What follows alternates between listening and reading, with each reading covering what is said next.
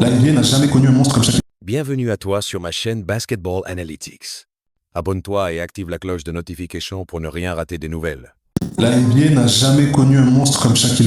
Imagine un joueur de 2m15, 150 kg, aussi rapide qu'un ailier, mais aussi puissant qu'un tank lancé à pleine vitesse. Un gars tellement balèze qu'il pouvait démolir n'importe quel défenseur. Il pouvait dunker sur 3 gars en même temps. Il absorbait les contacts comme si de rien n'était. Shaq, c'était une anomalie, une erreur de la nature. Un homme trop grand, trop fort et trop puissant pour être arrêté. Les pivots de son époque ont tout tenté contre lui. Il explosait des paniers et forçait la NBA à modifier ses règles pour limiter son impact. Il obligeait les équipes adverses à recruter des pivots uniquement pour faire faute sur lui. Pendant des années, Shaq a terrorisé la ligue. Il n'y avait aucun plan défensif qui pouvait l'arrêter. Et même les meilleurs pivots de l'histoire ont dû accepter l'inévitable. Quand il recevait la balle sous le panier, c'était terminé. Il a redéfini ce que c'est que la domination. Dès ses débuts fracassants à Orlando jusqu'à son histoire avec les Lakers, Shaq a imposé une tyrannie jamais vue sur les parquets NBA. Aujourd'hui, on va plonger dans l'ère la plus terrifiante de l'histoire de la NBA. Voici l'histoire du joueur le plus dominant de tous les temps. Shaquille O'Neal était un jeune garçon à la stature déjà hors norme, destiné à tout écraser sur son passage. L'histoire du Shaq est marquée par une rencontre décisive. Un moment où son destin a basculé, bien avant qu'il ne devienne le monstre de la NBA. En 1985, alors qu'il n'a que 13 ans, Shaq vit avec sa famille sur une base militaire en Allemagne. Son beau-père, Philip Harrison, est un sergent strict de l'armée américaine, qu'il élève avec discipline et rigueur. À cet âge-là, Shaq est déjà une anomalie physique. Il mesure plus de 2 mètres, mais son corps n'a pas encore fini de grandir. Son jeu est brut, ses mouvements ne sont pas encore totalement maîtrisés, et son potentiel est immense. C'est sur cette base militaire en Allemagne que va se produire l'un des moments les plus importants de la vie de Shaq. Dale Brown, l'entraîneur légendaire de LSU, est venu sur place pour parler avec des soldats américains et organiser un camp de basketball. En parcourant les installations, il n'en croit pas ses yeux. Comment un enfant de cet âge-là peut-il avoir une telle taille et un tel physique? Il comprend immédiatement qu'il vient de tomber sur un phénomène rare, un futur géant du basket. Ce jour-là, il s'assoit avec Shaq et son beau-père et il leur explique qu'avec une telle morphologie, s'il travaille dur, il pourrait devenir l'un des meilleurs de tous les temps. Dale Brown n'a jamais rien vu de tel. Il est convaincu qu'il doit garder un œil sur ce jeune homme, qui peut marquer l'histoire à tout jamais. À partir de ce moment-là, Dale Brown suit attentivement la progression de Shaquille O'Neal chaque année. Dès qu'il rentre aux États-Unis, il garde contact avec lui, l'encourage et suit de près ses performances. Quelques années plus tard, lorsque Shaq débarque à Cole High School à San Antonio, il n'est pas juste un bon joueur, il est une anomalie physique.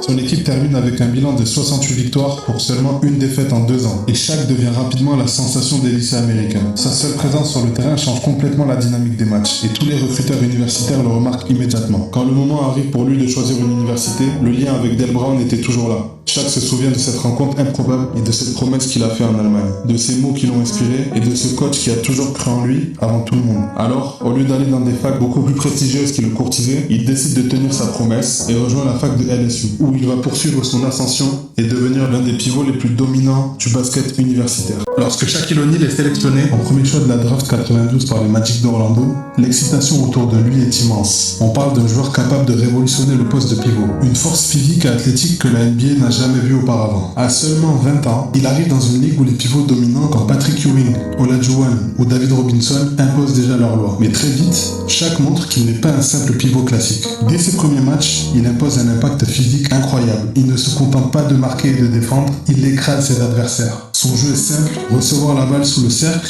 utiliser son corps massif pour se frayer un chemin, et finir par dunker sur son défenseur. Il n'a aucun respect pour les pivots adverses. Les plus grands pivots de son époque se retrouvent démolis par cette montagne de muscles qui court comme un ailier. Sa première saison est un succès immédiat. Il est élu rookie de l'année, devient All-Star dès sa première année, et surtout, il réussit ce qu'aucun autre rookie avant lui n'avait fait. Il est élu joueur de la semaine dès sa première semaine en NBA. Une performance qui prouve immédiatement qu'il n'est pas un simple espoir, mais déjà un phénomène qui domine. Il forme avec Penny Hardaway un duo explosif, probablement l'un des plus spectaculaires de l'époque. Orlando devient une équipe redoutée, mais surtout, Shaq devient une attraction. Il est partout, aussi bien sur le terrain qu'en dehors. En 95, à seulement 23 ans, il amène Orlando jusqu'en finale NBA. Le Magic élimine les Bulls de Jordan, qui venaient tout juste de revenir d'une retraite de 18 mois. La ligue est sous le choc.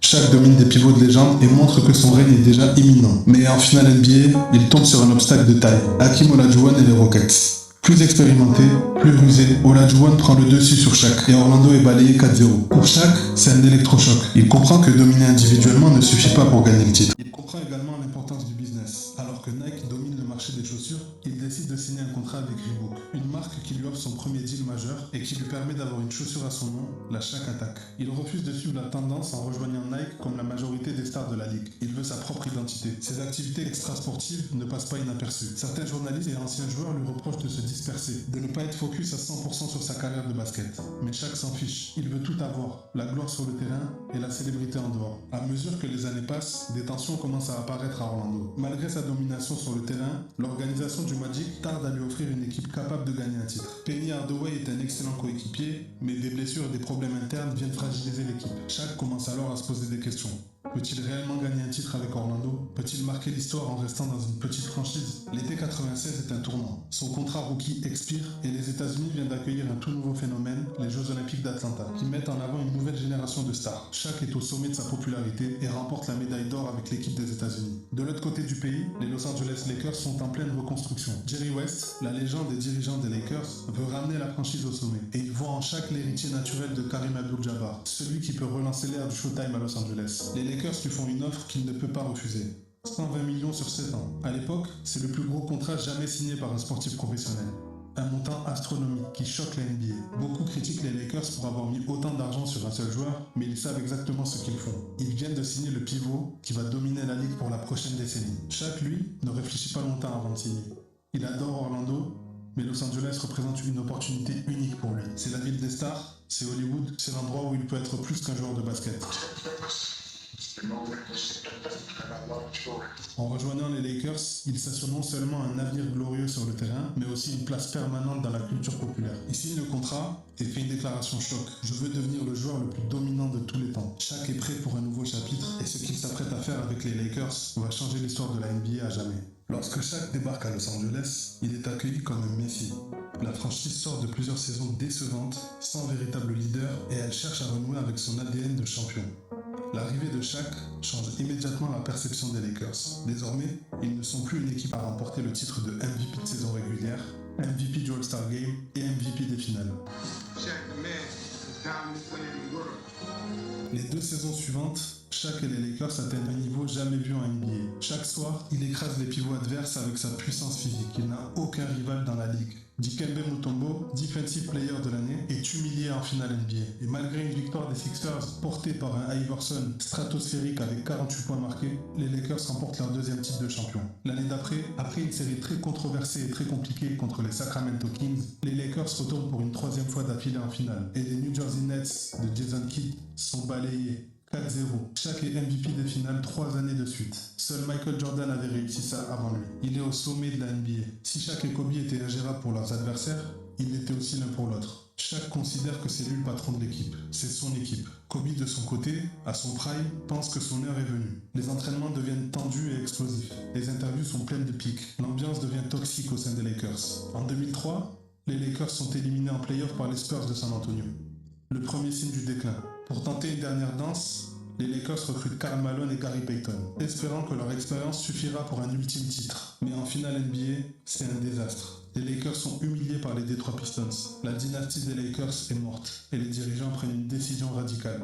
L'été 2004, après 8 saisons à Los Angeles, Shaquille O'Neal est transféré au Miami Heat. C'est la fin d'un chapitre glorieux, celui du Shaq au sommet du basket mondial. Après 8 saisons inoubliables avec les Lakers, 3 titres de champion NBA, 3 titres de MVP des finales et un règne sans partage sur la ligue, Shaquille O'Neal tourne définitivement la page des Lakers. Son départ est certes brutal, mais il était inévitable. Les tensions avec Kobe ont atteint un point de non-retour. Et les dirigeants des Lakers se devaient de choisir entre les 2 superstars. Et les Dallas Mavericks de Dirk Nowitzki. Shaq, bien que moins explosif que lors des finales avec les Lakers, impose toujours une menace physique énorme. Mais cette série marque le début de la légende de Dwayne Wade. Dwayne Wade réalise des performances incroyables. Et Shaq lui laisse toute la lumière. Le Heat remonte un déficit de 2 défaites et remporte la série 4 victoires à 2. Shaq décroche son 4e titre, son premier sans Kobe, sans Phil Jackson et sans les Lakers. C'est une véritable consécration pour lui. Shaq prouve à ses haters qui pensaient qu'il ne gagnerait jamais une bague ailleurs qu'à Los Angeles qu'il est bien capable d'en gagner une.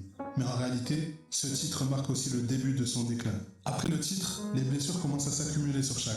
Il est ralenti, il perd en explosivité, il prend du poids et son impact dans le jeu diminue. Le Heat en 2007 s'effondre complètement. Étant éliminé dès le premier tour des playoffs, Shaq n'est plus le même joueur et le jeu de la NBA évolue. Les pivots sont moins dominants et on commence déjà à se tourner vers le tir extérieur. Et Shaq commence à devenir un poids pour son équipe. Miami comprend que l'ère Shaquille O'Neal touche à sa fin. En février 2008, il est échangé au Phoenix Suns, une équipe qui joue exactement à l'opposé de son style, rapide, basé sur le tir extérieur et sur les transitions. Il tente tant bien que mal de s'adapter, mais il est clairement en décalage avec l'équipe. Son passage à Phoenix est une déception. Et après une saison et demie sans réel impact, il est transféré à Cleveland. À ce moment-là, il est juste un vétéran, un grand nom du basket qui tente d'ajouter un dernier titre à son palmarès, peut-être pour rattraper Kobe. Avec les Cavaliers, il rejoint LeBron, une star en pleine ascension qui est le nouveau visage de la NBA. L'objectif est clair, aider LeBron James à remporter son premier titre NBA. Mais encore une fois, le Shaq de Miami et des Lakers n'existe plus. Son rôle est limité, son influence sur le jeu est très réduite. Et malgré un effectif solide, Cleveland échoue en playoff. Après cet échec, Shaq fait un dernier pari. Il rejoint les Boston Celtics, une équipe expérimentée qui vient juste de jouer les finales NBA et qui cherche à renforcer leur secteur intérieur pour rivaliser avec les autres poids lourds de la ligue. Mais là encore, l'histoire se répète. Shaq n'a plus la condition physique pour être un élément clé. Il passe plus de temps sur le banc que sur le terrain. Les blessures s'accumulent. Il perd en explosivité et son impact sur le jeu devient de plus en plus limité. Malgré son envie de continuer, Shaq n'est plus ce pivot inarrêtable qui terrorisait la ligue. Son poids, qui avait toujours été un atout, devient un fardeau. Sa mobilité diminue. Sa capacité à dominer physiquement s'effondre. Et il devient un joueur vieillissant, dépassé par l'évolution du jeu. Après 19 saisons dans la ligue, ce n'est que très logiquement qu'il décida de prendre sa retraite. Aucun autre joueur, pas même les plus grands pivots de l'histoire, n'aura dominé la NBA comme il l'a fait. Ni Wilt, ni Olajuwon, ni personne n'a imposé une telle supériorité physique et mentale sur ses adversaires. Il était vraiment le boss final, le joueur que personne ne voulait affronter.